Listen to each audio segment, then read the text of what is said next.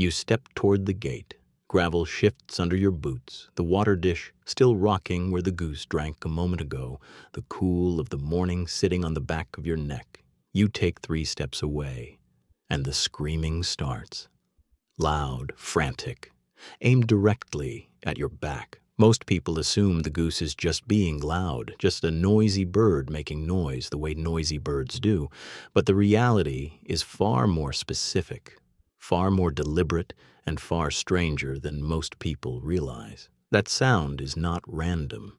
It is a message, and it is meant for you. Some geese will scream until you are out of sight. Some will recognize your face from over 100 feet away and go quiet the instant you turn back. Some will stand sentry through the night while the flock sleeps, sounding an alarm a trained dog would miss. Welcome back. Subscribe before you leave, because what you are about to learn happens every single time you walk away from your flock, completely invisible in plain sight. And it will change the way you hear that sound forever. Stay until the end, because the thing geese do when they bond to a person is something researchers spent a lifetime studying, and the final part is the one that changes everything. Number 1, why your goose screams the second you turn to leave. Most people assume it's anger or territory or simple stubbornness. The goose wants something, doesn't get it, and complains. But that's not what's happening. What you're hearing is a contact call, the same vocal tool wild geese use to keep a flock together across open water and open sky. To a goose, you are not a visitor. You are flock. And a flock member walking away triggers one of the oldest responses a goose has. Geese are descended from the greylag goose, the species Konrad Lorenz studied for decades, work that helped earn him a Nobel Prize in 1973. Lorenz documented that greylags keep constant vocal contact, with distinct calls for stay together, for danger, and for I'm leaving, follow me. Domestic geese carry the whole vocabulary. When you walk off, the goose is not insulting you. It is calling you back into formation. Picture the actual moment. You've topped off the water, the flock is settled on the cool grass, and you turn toward the gate. Before your second step lands, the lead goose lifts its head, neck stretched tall, and the call cuts across the yard. It rises in pitch the farther you go. It softens the instant you stop and turn. That is not coincidence. The bird is reading your distance and adjusting in real time, exactly the way it would track a mate drifting too far across a pond. What this tells you about your goose is this: that scream is not a complaint about you. It is a complaint about the gap between you. You have been read as part of the group, and the group is supposed to move as one. But what comes next is something even most experienced keepers don't fully understand. Number 2, what your goose actually sees and remembers when it looks at you. Most people assume a goose reacts to anything that moves, that it would scream at any human the same way. But geese don't see the world as a blur of interchangeable shapes. They recognize individuals, and they hold that memory for a remarkably long time. Birds in the goose family have been shown to distinguish individual human faces. Research on geese and their close relatives has documented that they can tell one person from another and keep that memory across seasons, sometimes for years. A goose that bonded with you in spring still knows you the following winter. It also remembers the person who frightened it and will react to that face long after the event. The eyes doing this work are extraordinary. A goose's eyes sit on the sides of its head, giving it a field of view approaching 360 degrees, with only a small blind spot directly behind. It can see you coming, watch the flock, and scan the sky for a hawk, all without turning its head. Geese also detect ultraviolet light, which means the yard you see and the yard your goose sees are not the same place. Stand at your gate for a second and think about what's actually aimed at you, not a vague animal awareness, a specific recognition. The bird knows your gait, your shape, the color of the coat you wear at feeding time. When it quiets the moment you turn around, it isn't reacting to a generic human returning. It's reacting to you. What this tells you about your goose is this: you are not background to that bird. You are a known individual it tracks, files, and remembers, and the part that follows is the one researchers found hardest to believe. Number 3.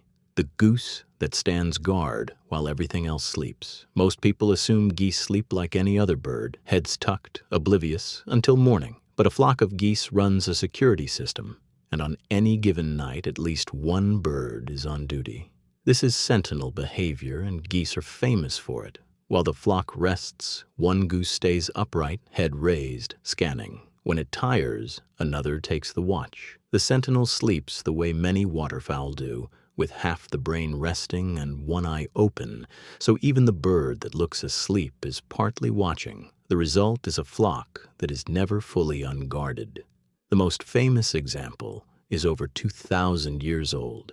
In 390 BC, according to Roman accounts, the sacred geese of Juno on the Capitoline Hill heard Gauls climbing the rock at night when the dogs heard nothing, and their screaming woke the garrison in time to save the citadel. Rome kept geese as alarms for centuries afterward. Modern operations have done the same. Geese have guarded military sites, warehouses, and even whiskey distilleries, precisely because they detect intruders earlier than dogs and can't be quietly bribed with a handful of food. Now put that in your own yard. The fox slipping along the fence line at 2 in the morning, the raccoon testing the latch, the stranger at the edge of the property. Your goose registers all of it before you do. The scream that wakes you is the same scream that woke Rome. What this tells you about your goose is this: that bird isn't just loud. It is the oldest alarm system humans ever trusted, still running in your backyard. But the next part is the one that changes the way you think about your goose entirely. Number 4. What it means when a goose chooses you. Most people assume a goose tolerates its keeper the way livestock tolerates whoever brings the feed, a transaction, and nothing more. But geese form bonds that look a lot more like loyalty. And once a goose attaches to you, it does not casually let go.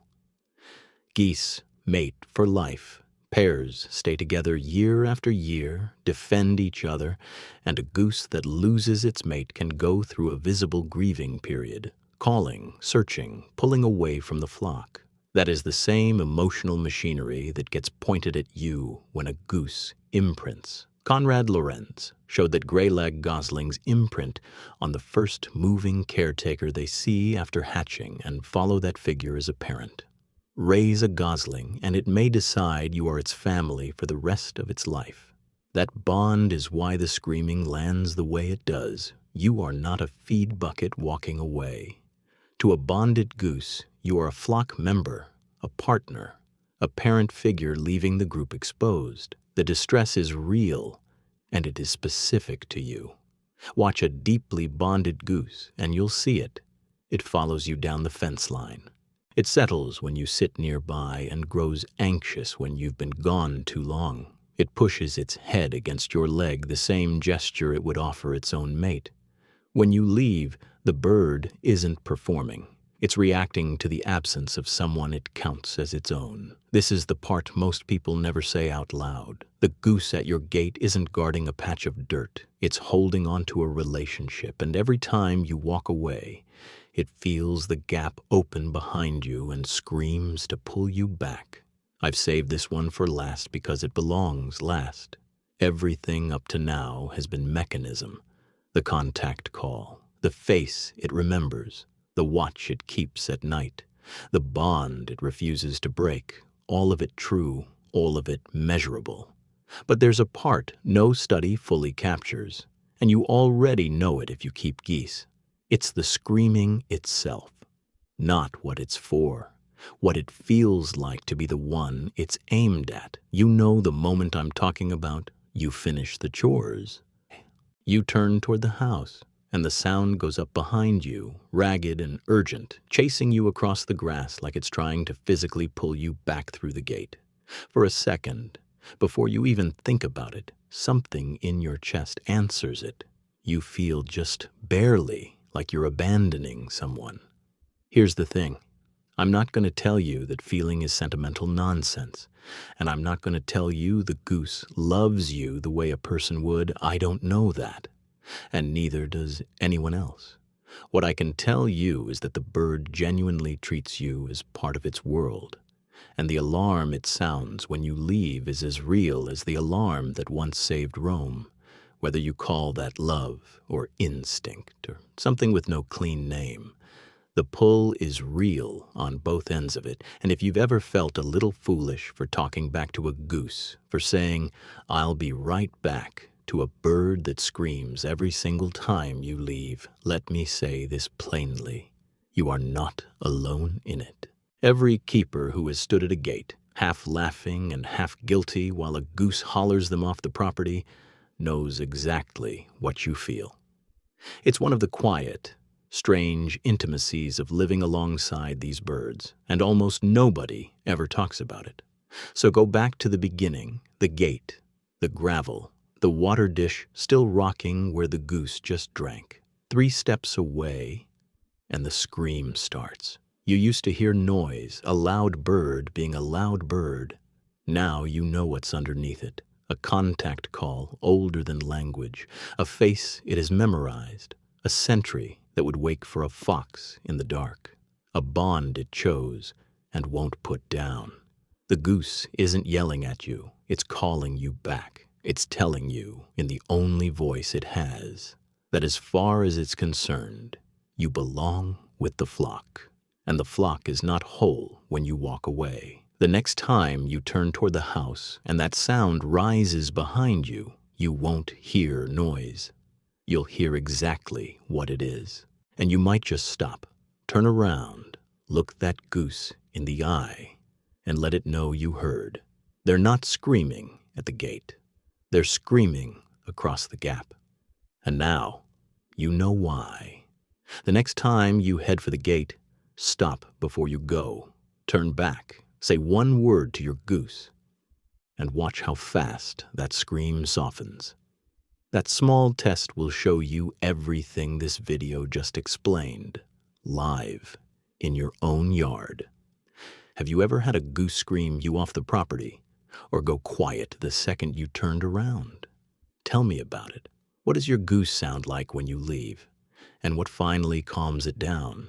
If something in this made you think of someone who keeps geese, share it with them, or share it for them. Thank you for being here. I'll see you in the next one.